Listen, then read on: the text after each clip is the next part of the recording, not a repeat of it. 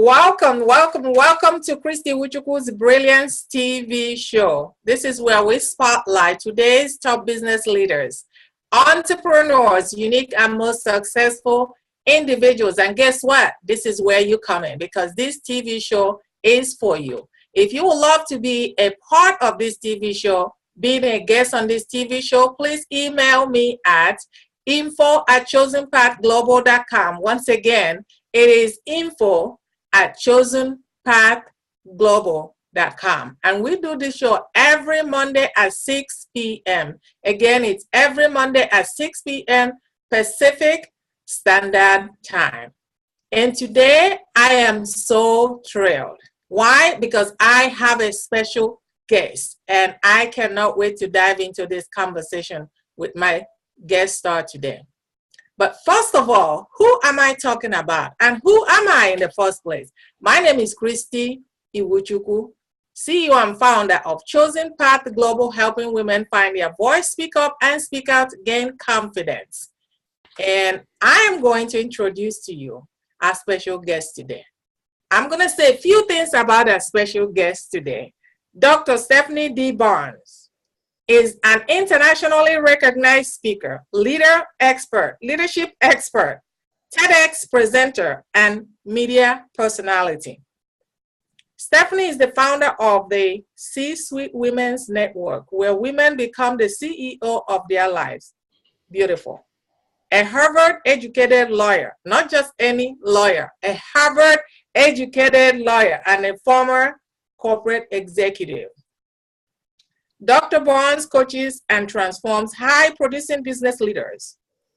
Dr. Barnes has been featured in the Harvard Business Review, Personal Excellence Magazine, and the Huffington Post. Her mission is to get you to your C-suite, where you make the decision to elevate your life and accelerate your revenue. How beautiful is that? When I think about my next guest, I think about how brilliant, how beautiful, and how captivating she is. Please help me welcome my next guest. But before I do that, I have to warn you and remind you to go ahead and get your pen and paper ready because she's about to drop some nuggets and you want to be ready to take all of them down. Please help me welcome my next guest, Dr. Stephanie Barnes. Well, thank you so much for having me. I'm so glad to be here and so glad to be able to share with your viewers about how to be the CEO of your life, because it is very important that we recognize the CEO in each of us. And, this is something that I have been committed to doing both in my personal life as well as working with many emerging, aspiring, and established leaders over the years. Because there was a point, where I decided, I want to be a CEO.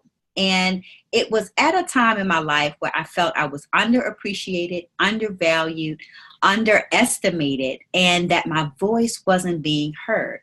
And at that time, I felt like the only way that I could achieve this was to be a CEO, literally to have that position.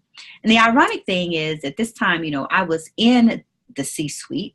I literally was a chief officer. I had the chief in front of my name. I was in the C-suite sitting at the board table, but I didn't feel like I was in control of my life. So I set out on this quest to be a CEO. And in this process, I eventually engaged a headhunter. That's what they call, the recruiters, to come in and help me find the CEO position. And one of the most influential things or impactful things that I did in that process was to complete a skills assessment. And I had to go through and check off all these different things that I did. And as I was going through that process, I realized, you know what? I've been a CEO all along. I didn't need the title to be able to have the influence I wanted in my life and in my career and in my business. But I just had to step into that and recognize the CEO in me. And so I set out on this path to, become a CEO myself and eventually found my purpose in helping others to recognize the CEO in them. So, go ahead. Go ahead. Yeah, I was going to say there, I just want to say, there are three reasons that we don't recognize the CEO in ourselves. And the first reason is, many times we are waiting on validation from others.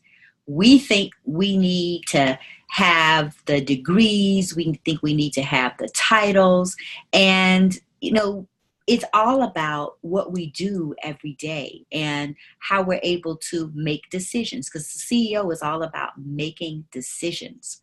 And when we don't give ourselves the power to exercise those decisions, we diminish our influence in our lives and beyond. So we're looking for that external validation. The second reason is, we don't give ourselves credit for the CEO moves we make every day.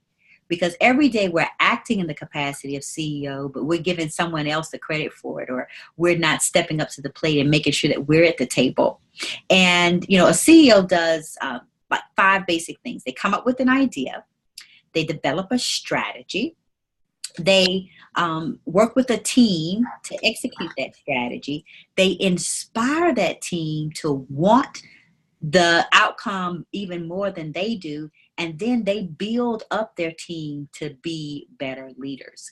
And we're doing that all the time, but we don't give ourselves credit for it.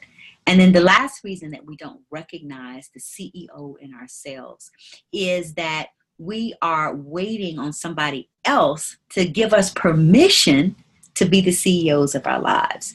And that's something that I work with my clients. I work with the women and a few good men. I work with both in helping them to give themselves permission. Because as a CEO, you don't need to wait for anybody else to give you permission. You just need to give yourself permission and step up to the plate and make those decisions that are going to accelerate your influence and elevate your revenue. I love what you said, because I really love what you said about CEO. Everyone is a CEO. The CEO in you. But oftentimes we seem to be looking elsewhere, and I think that one of the reasons that is that for some of us being in the corporate world for so long, we're used to getting what I call prescription drug. And that's really what it is. It's where you are given a binder, you're given the procedure, you're given the rules. So you basically know how it works. You're even given the time to show up to work and the time to leave work. So right. It becomes very easy for you because you know exactly what to do at every given time. But then when you step away from it, that's where the challenge comes in, because it's very difficult for you to switch hat from being in a corporate world to now making decisions, hiring people, having teams to work with you. And that's where the challenges comes in. So what do you, especially for people that are starting out, women that are starting out in business, what do you think is the main challenge that they have in being able to go from corporate world to being a CEO? Because I think that there are, I think the biggest impediment, if you will, is their mindset. Because, we have to believe that we are the CEO. We have to believe that we are capable of making the decisions, and we have to believe in the decisions that we make. So many of us are walking around as a receptionist with a receptionist mindset instead of a CEO mindset. And this is not to disparage receptionists at all, but to make this point. Receptionists sign the back of the check. They are told what to do. They are given a job description, and they are to follow those orders. A CEO signs the front of the check and sets the direction for others. And so many times it rests in our mindset about who we are and what we're capable of doing.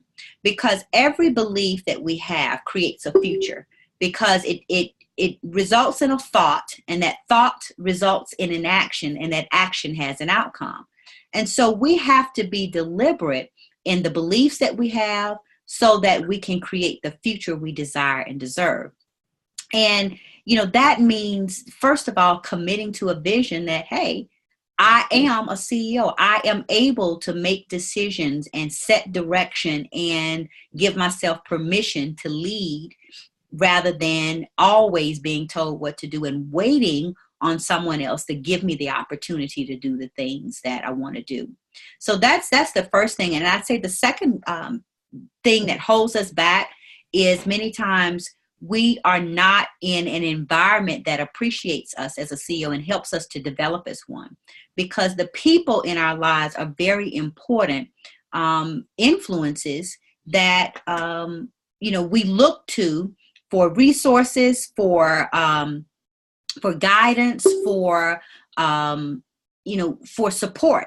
And so if you want to be a CEO, you got to surround yourself with CEOs.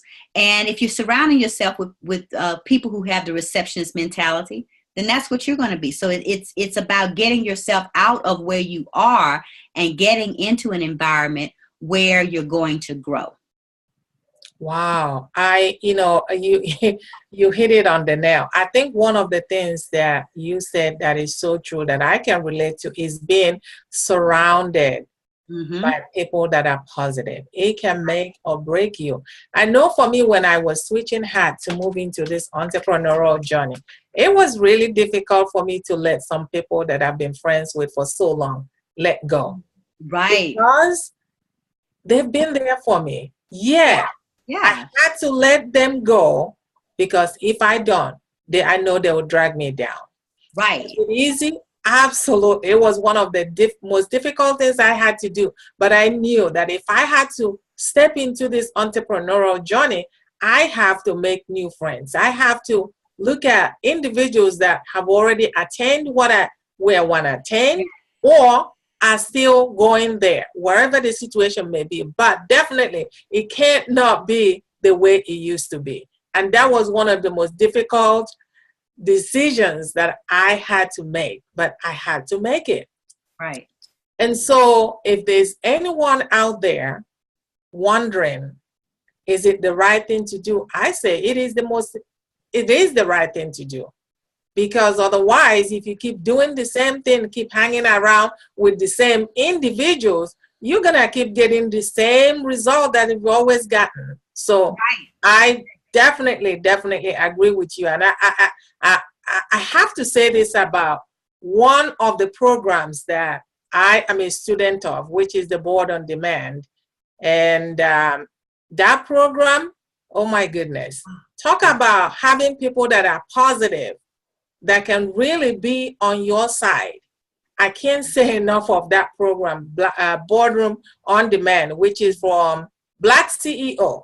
And I know that you're one of the board members. And definitely, I can't say enough about being surrounded by positive people. So, yeah. So tell me then, if you were to look back before you become this brilliant, before you were able to embrace your brilliance, if you were to look back, how did it all started for you? Walk me through the journey. There may be individuals listening to us, watching us right now, wondering, well, she's an attorney. She's got it made, but I'm just starting out. I don't think I can be her. How can you take us back to where it all began for you, so that people can really see? Because oftentimes it's in the journey that we learn the most lesson. Right. Well, it's been, of course, an uphill and downhill journey. And that's the great thing about your path to excellence is that, it's never a straight path. It always has its ups and downs. And the key is being able, when you're down, to realize that there is an up, and when you're up, recognizing, what are you going to do to stay up, and what are you going to do as you go through, just the normal ups and downs of life.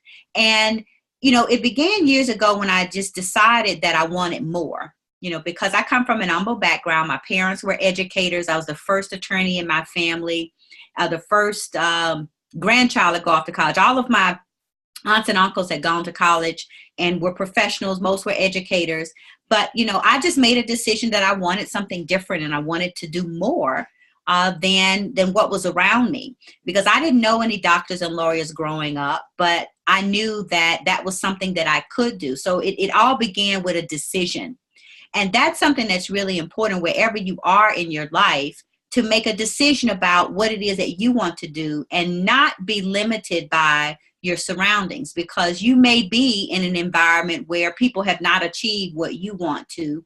And because they don't understand it and they haven't achieved it, they may say, well, why do you want to do that? Why won't you just get this type of job? Why don't you just go work here? Why don't you just do that? And you've got to make a decision that you want more, and then go out and research and figure out how do you do it. You know, my parents taught me the importance of education and certainly were supportive of me, but they had never gone to law school, so they couldn't tell me what to do. So I aligned myself with people who could help me. I would seek out mentors. And, you know, we talked about the importance of your environment. And one of the things I want to say, that as you are developing, going through your journey, there are 5 kinds of people you want to have in your life. You want to have a cheerleader. You want to have a person who sees in you what you don't see in yourself, someone who can inspire you to do more. You want to have a counselor, someone who can listen to you, can give you advice, but they are there to be your, what I call a therapeutic sounding board, where you can voice your ideas to them and they can help you sort through things.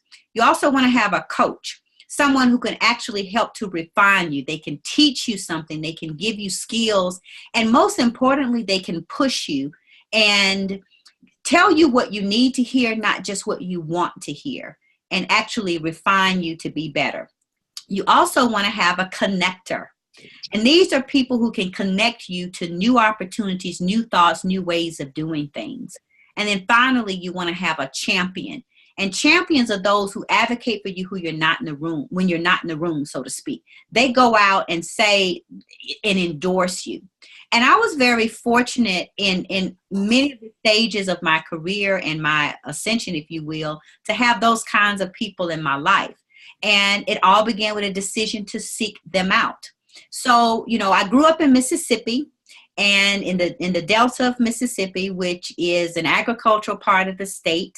And, you know, decided that I wanted, of course, to go off to college. I went to Tougaloo College, which is a small little college in Mississippi. And when it was time for me to decide to go to law school, I made the decision to try something no one else was doing. Most of my peers that were going to law school went to the University of Mississippi, which is a great law school. But I decided, you know what, I'm going to try something bigger than what everybody else is doing. So I applied to Harvard, I applied to Yale, Emory, Duke, and Georgetown, and NYU, New York University. And I was like, you know, the worst thing that can happen is I don't get into any of these places. But I didn't want to go to the University of Mississippi, not because anything was wrong with it. I just didn't want to go there. But I applied. And that's something that, you know, you've got to be willing to do, is to just try. The worst thing that can happen is you can apply for a job, you can apply for a promotion, you can apply to a law school, whatever it is, and you get told no. And even that's not bad. It just simply means that now you have some experience and you can figure out how to keep at it until you get it. So that's the third thing is, so first of all, decide you want more. You know, that's what I did. Secondly, align yourself with those kinds of people, the coach, the counselor, the champion, the connector, and the cheerleader. And then take action. You know, don't just say, you know, I want to do something and then don't try to do it. I mean, it's just a dream. So I applied to law school and I got in every law school except for Yale. And when I got into Harvard, I was like, well, I'm going to Harvard. And so that's where I went. I went to law school there and got a job in Houston, Texas. I started out practicing law in Houston, Texas.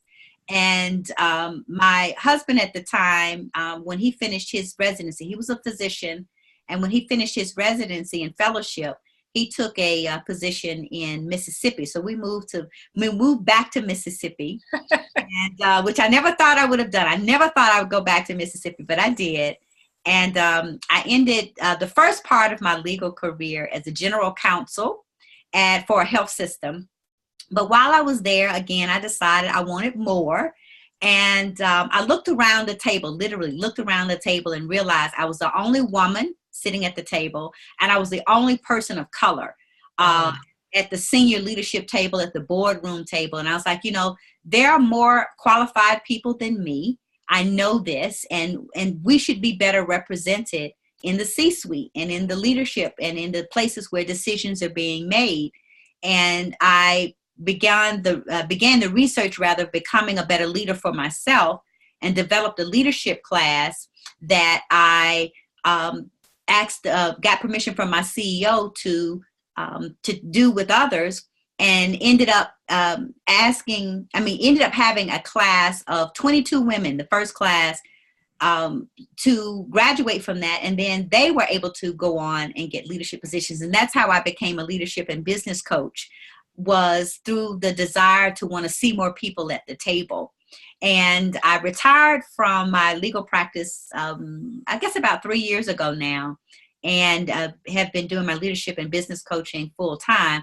But basically, every point I made a decision to go after what I wanted, and also wanting something bigger than me, and wanting to see more people at the table. And in doing that, it gave me better opportunities and greater opportunities.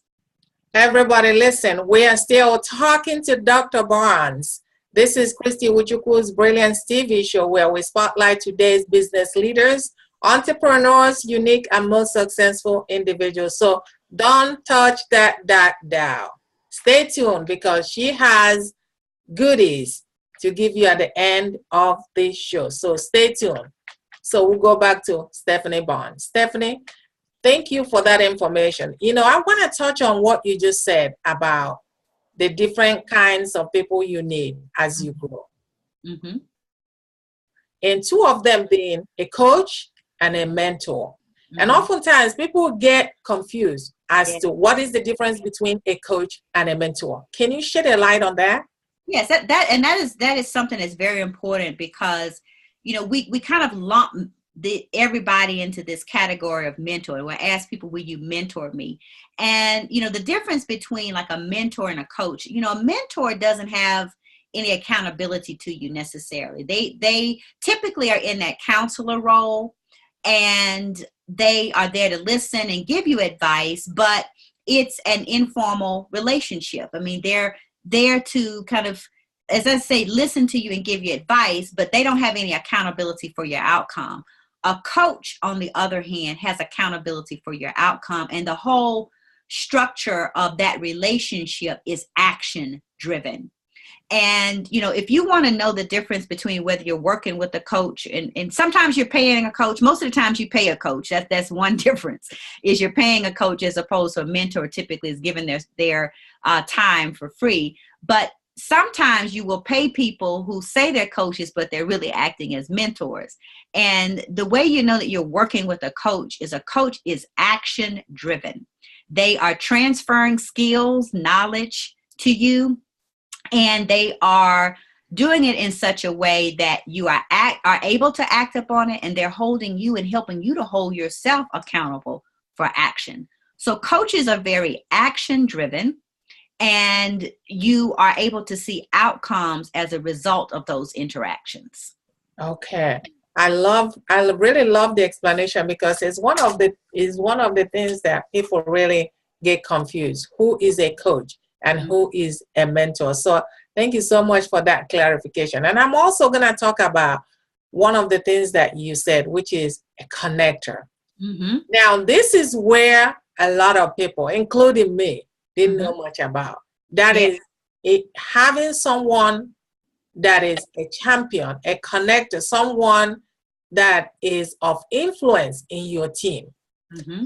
I'm learning all that, and I'm going to tell you, it makes such a big difference. It really makes a difference, because you can know everything. You can absolutely know everything, but nobody talks about you and nobody knows about you. It really doesn't do you any good. So can you share a little bit more light on how does someone who doesn't even know what you're talking about, how can they benefit from having a connector, and how do they go about it? Okay. What are your suggestions? All right. Because one of the things that, we have to get out of the habit of doing is being around people who are doing exactly what we're doing. Because if the people in your life who are influencing you are doing exactly what you're doing, well, you're just going to continue doing the same thing. So it's important to connect yourself with people who are going to connect you to other opportunities. And the challenging thing is a lot of times these people don't look like you don't know them, you don't interact with them. And that can be a barrier because, you want to work with what you're comfortable with.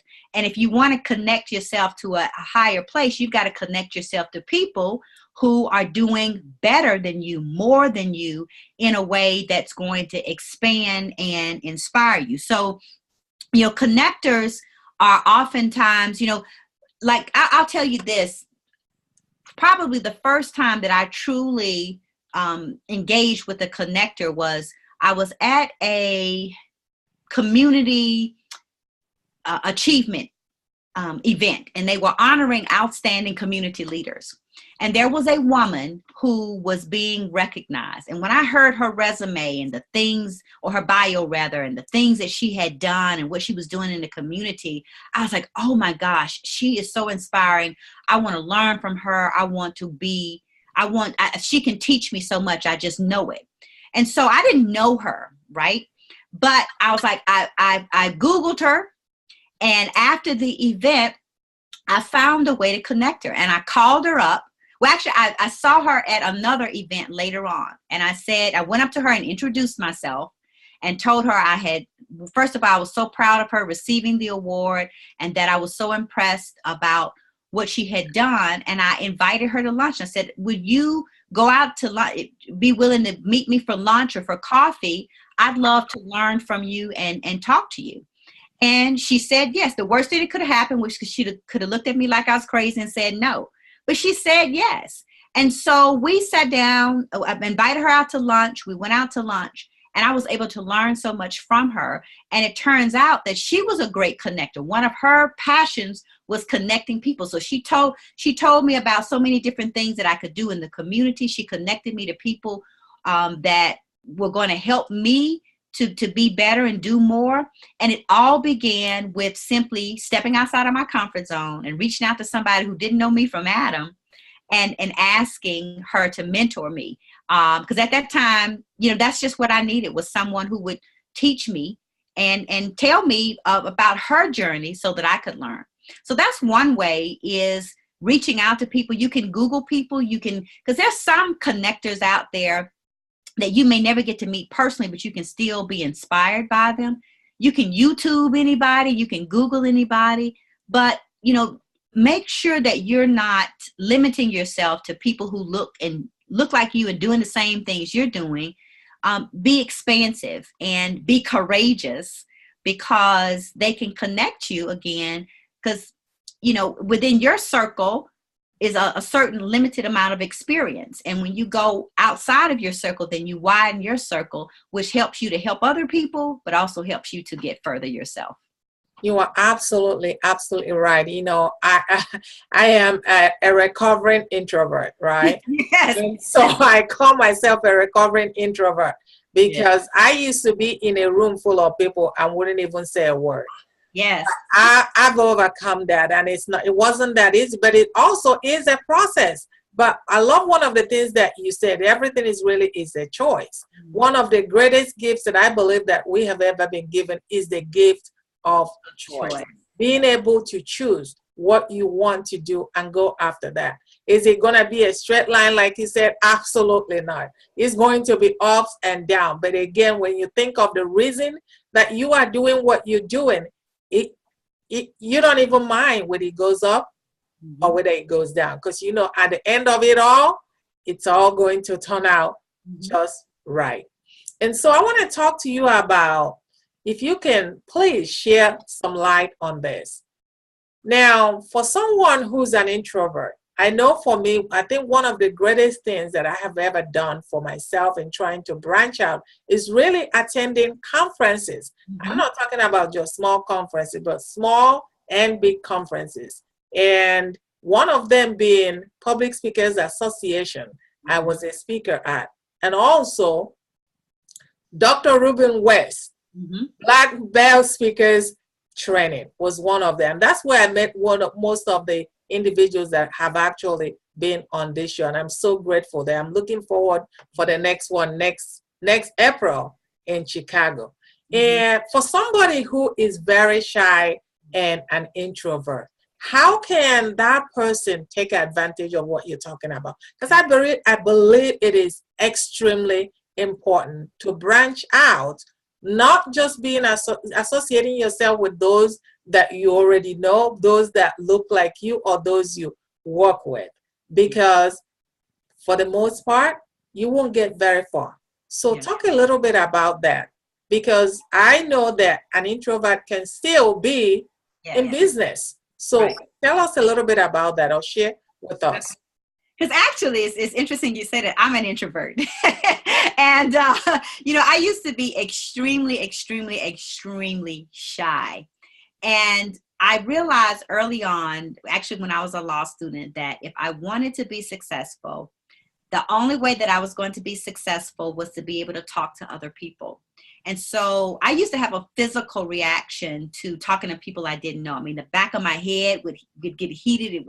It would hurt. I would just have this sensation to come over me that was almost crippling. But I made a decision.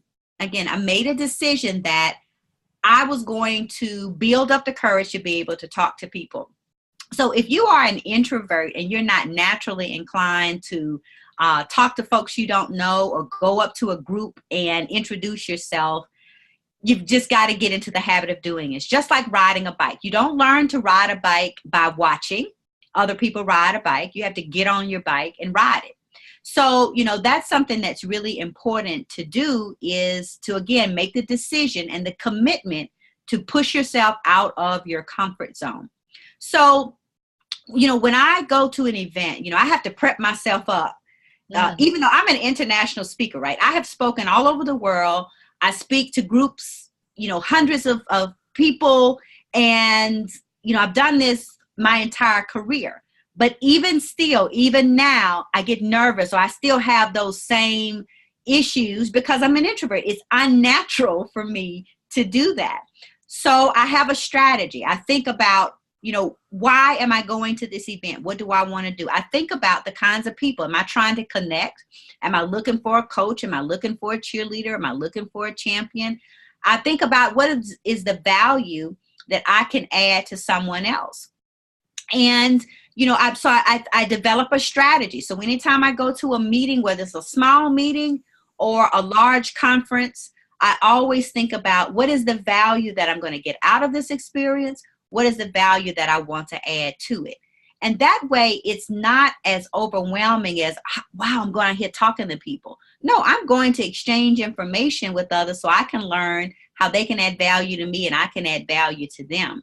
So, that's the first thing. It's just being strategic about it and thinking through how you're going to add value and how you're going to extract value. And then the second thing is to just do it. You just got to get out there. And the worst thing that can happen is you walk up to a group and they all turn away and walk off. But typically, that's not going to happen. Find things to talk about that are things that you have in common, because a lot of times we assume that we have nothing in common. You can ask questions about, what do they do? That's always a good question to start a conversation, is learning about them. And then you just have a conversation and make sure that, it's natural. Don't think that it has to be anything complicated, but just engage in conversation with another human being. And what you'll find is that you have a lot more in common than you think. And then the third thing I would just say is to keep doing it. Do it over and over and over again to where it is not so foreign to you. You still may have the heart palpitations and you still may have the physical reactions to it because it's unnatural for you. But again, the more you do it, the more comfortable you become, and the more it is less of a challenge to you, and it's something that you acquire that skill. I totally agree, because I am a good example of someone who is willing to try just about anything Yeah. to get out of the rut. Yeah. Because I remember when I couldn't stand up and speak. I mean, I remember I was in Toastmasters at that time, and the first time you speak is 4 to 6 minutes. In 4 minutes, oh my God, I thought I was gonna pass out in front of people, right? Yeah. But I kept doing it. I kept doing it. I kept doing it, and it got better. And Right. talk about someone who doesn't like to be in a group. Mm-hmm. I was that person. Why? Because language barrier happens to be my thing. And so when I go out to other events, I didn't used to say anything. Why? Because to me, people ask me a question, and the worst thing you could have done is to ask me a question. That means that I have to say something, right? Yeah. But when I realized that I can concentrate on the content, the Mhm. value Mhm. that I'm going to provide to someone else, it changes. It changed every single thing. And so Right. I'm no longer nervous. Now, as far as being able to speak in public, listen, when I found out that my accent is really a conversational piece, when I open my mouth and somebody's bound to say, oh, you have kind of an accent, where are you from? Oh, I no longer have to worry about, breaking the ice when I go anywhere. Right. So I totally agree with you. It's really, even when you're afraid, do it anyway. Mhm. Because Right. it's only by doing it that you're going to get better. It's only by doing it that you're going to get better. So I'm speaking from experience. You are absolutely right on that. And so I just want to thank you so much. You have dropped a lot of nuggets. I know my audience will really appreciate taking advantage of what you have to say. So I want to go back to you and ask you, as we come to the close, Mhm. give us what you have coming on board, and give us your contact information. Okay. Our audience may want to contact you to work with you. Okay. Well, one of the things that I do, of course, is I help people to be the CEOs of their lives. And so one of the things that I would encourage you to do, if you would like a free mini CEO makeover, you can go to Discover the CEO in You. Again, that's discovertheceoinu.com. And you can schedule a free mini CEO consultation. And what I do is I walk you through my 5-part system. And it is a system that I've used to get to where I am. And it's also something that I actively use with my clients. And we go through there and we look at your belief system and see, where are you? Where do you need to be? We look at your people infrastructure. Who are the people in your lives? Do you have those 5 C's that are necessary? We also look at the systems that you're using. How are you achieving the success that you want to achieve, and what might you need to change? We also look at, are you getting mad or are you getting mad? And the difference, sometimes when things don't go our way, we get mad, we get angry. But what we need to do as CEOs is we need to get motivated and determined. And so we look at kind of what you do to make sure that you're motivated and determined. And then finally, we look at, have you been able to articulate your why?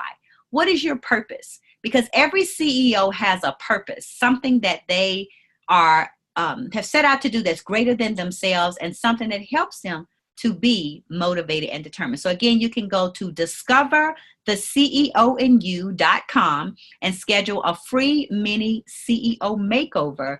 And we will look to see, where are you in getting to your C-suite.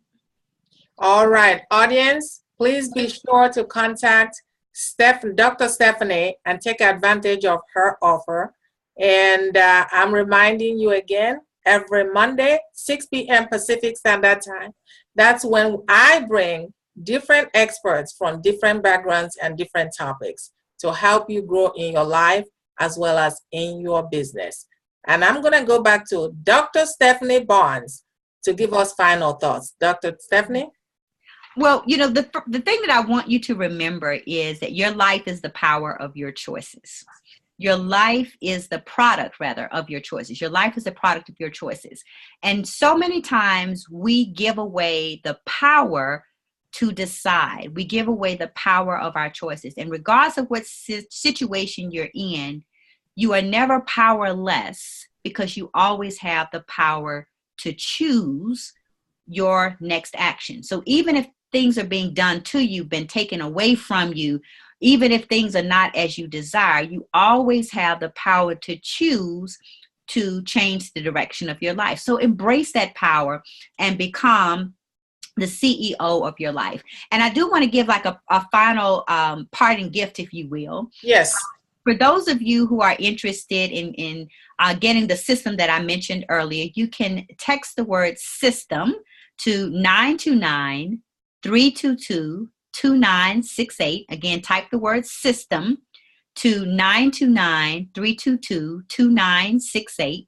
And you'll get a copy of the system that I mentioned, as well as an assessment that helps you to see where are you in your belief system. Because even though you may be successful right now, and even though you want to be even more successful, you need to see if you are operating from a success mentality or failure mentality. And what that simply means is, are you really seeing your life in terms of all the possibilities that you can create, or are you holding yourself back? So if you text the word system to 929-322-2968, you can get a copy of the system that I mentioned, as well as an assessment that helps you to see where is your mindset, and is it keeping you from getting into the C-suite, or is it helping you to get there faster? All right, audience, be sure to take advantage of that offer from Dr. Stephanie Barnes. Next week, Monday at 6 p.m. Pacific time, we're going to have Douglas Vermeer, and he's going to be talking about catapulting your business, opportunities for you to get more speaking engagements. So be sure to tune in 6 p.m. Pacific Standard Time. That will be next Monday. So Stephanie, I just want to take the time to thank you so much for the opportunity to come and share with us and impart with our audience. I thank you so much. I hope that I can still be able to bring you back again, because you dropped so many nuggets, and I know our audience wouldn't mind hearing you again. Thank you so much. Okay, bye-bye now. All right, thank you.